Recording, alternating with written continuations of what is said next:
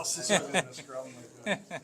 Scott, you're a part of this a couple years ago with Patty, but it's extra special now, obviously, with Joe going up on rafters. Yeah, no question. It's a pretty big moment for the Thornton family, and you're right. Patty was the first, and rightfully so, I think. And his time here, we had a lot of fun. The Legends game was a lot of fun, and good to see some guys. And then we knew it was going to happen with Joe, and certainly happy to be part of it and see it. And I've got my whole family out here for this trip as well, so it's pretty exciting for us. What do you remember about that day of the trade?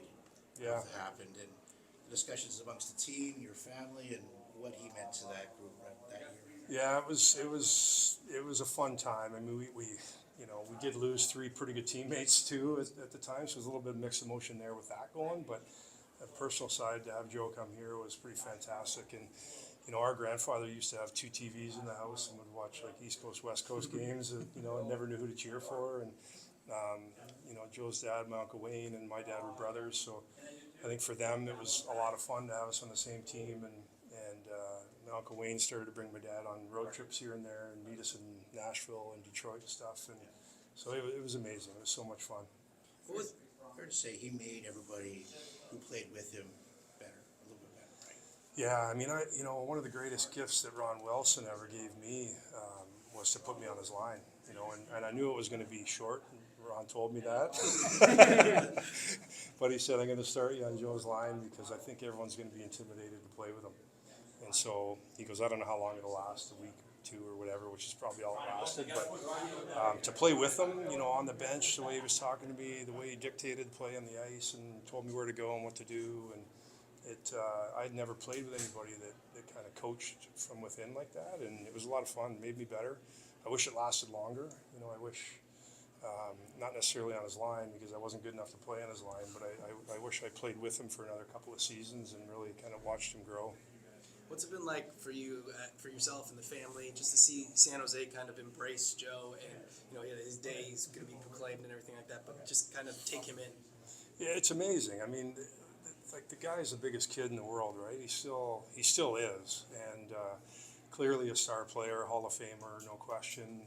And this city was unbelievable. Like, just before Joe got here, we were building, a team that could compete for a Stanley Cup, and we thought he would be probably one of the last pieces for that. And the fans here have stuck in it for a long time. And there's been a couple sniffs at the Stanley Cup here, and unfortunately come up a little short. But he was great for the city, man. He was one of the top players in the world for a long time, and the fans in San Jose got to see him on a regular basis.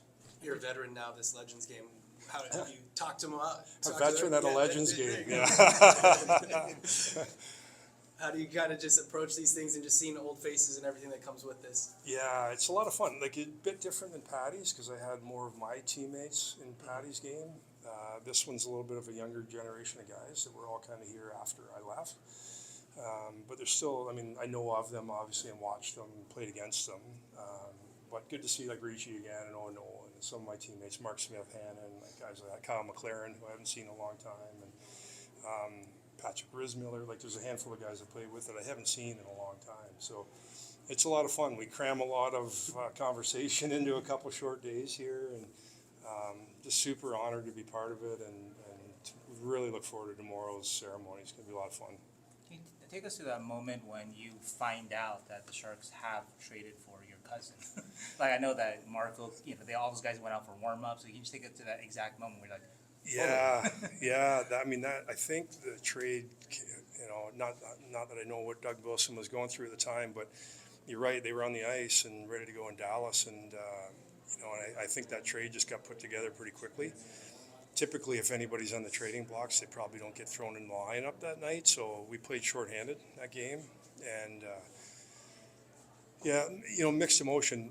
Like I said, internally, I really was excited that Joe was coming, but I was his only cousin in the locker room. A lot of guys are probably like, geez, we met, Marco and Stewie and Preems were the three that left, who were really good locker room guys. So it was a bit of a tough transition, but Joe came in, scored in Buffalo. I think he scored in Buffalo the first game, I believe, and it just took off from there. He clicked with Chichu, and it They were one of the best combinations that season. It was incredible to watch.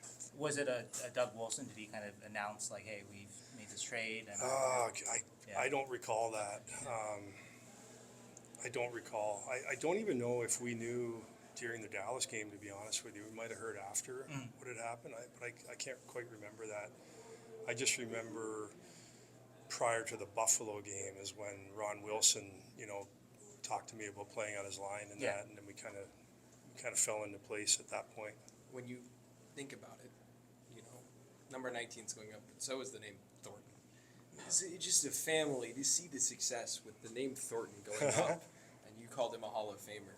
What does it mean just to see Thornton be that successful? It's incredible. I mean, it's super proud of his accomplishments and proud to call him my cousin. And, everybody always asks me about him, so I'm always talking about him, and I never get tired of telling stories about Joe. I mean, he's just he's a character that you don't see very often in the game. He's, he on and off the ice, he's a big part of a locker room environment and the culture, and then his game on the ice speaks for itself. He's one of the greatest passers to ever play the game. So, certainly very, very honored to be here and be part of it. Super proud of what he's done in his career, and continues to do. He's a great father and husband, and he's a good leader for the young guys, and still involved with the team a little bit, which is a good asset for the Sharks. You mentioned just he's still involved, and just you grow the game. I mean, you were here early stages of the Sharks, right? They were still, but with Thornton and Patty and a lot of guys in that room have grown the game. You were here last year.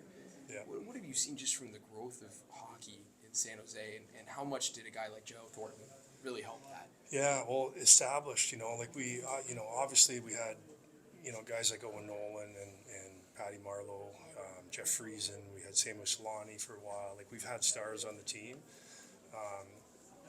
And Patty was a star, the whole time he played here for 20 years or whatever it was. But Joe just brought a different character. Like, he was larger than just the game itself. And I think, fans, kind of recognize that. And he's fun to watch. He's a show in his own right. And so I think people embrace that. He really is just a down-to-earth guy, and, just loves the sport, just like any kid. Growing up, what was those pickup games like? Well, I know he's little. yeah, he was like little Joe when I left. I'm more like his older brother's age. So his oldest brother, Alex, and I, we would kind of play sports either against each other, with each other, baseball and hockey and that. And whenever I kind of went out to their property, my Uncle Wayne's place, Aunt Mary's place, like, it was always like little Joe kind of running around. So then all of a sudden, I got to see him a little bit more when he was kind of coming up through junior and into the Sioux, and then kind of started to pay attention a little bit to what he was doing, and then just it was so much fun when he got drafted to Boston and have a chance to play against him there, and it was fun. It was awesome to see him develop. Joe likes to help people, right? And anything behind the scenes you saw him like just helping people, I like, as far as like on the ice or off the ice. off the ice, maybe more in the community and things like Well, that. he's always, like, him and his wife Tabea, they've always hosted, a lot of people at their house, and bringing young guys in, single guys in for dinners, and just making them comfortable, and and being part of his life, and that goes a long way, and that's kind of an old school thing. Like, when I came in, the veterans always embraced young guys, and it was like you're always hosting dinners and parties and football matches, and so Joe just kind of carried that forward, and I hope there's younger guys that learn from that and are still doing that kind of thing. But he was great for that kind of stuff. And then on the ice, he was like an assistant coach. Like, he thought the game at such a high level that he had the ability to coach us teammates, which was a lot of fun. Did you get a couple goals from him? Yeah, thank you. Did you get a couple goals from him?